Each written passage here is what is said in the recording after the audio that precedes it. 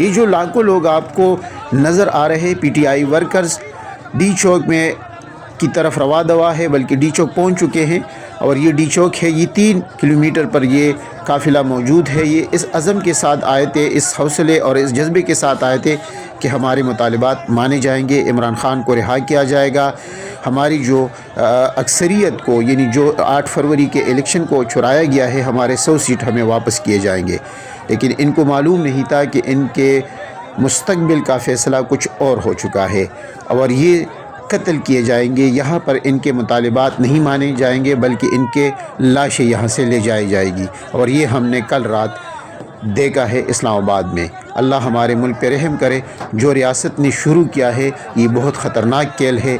ख़ुद जो बड़े हैं उन पर इसको गौर करना चाहिए। इस तरह रियासतें नहीं चलती। एहतजाज बुनियादी हक़ है, इस हक़ से आप किसी को महरूम नहीं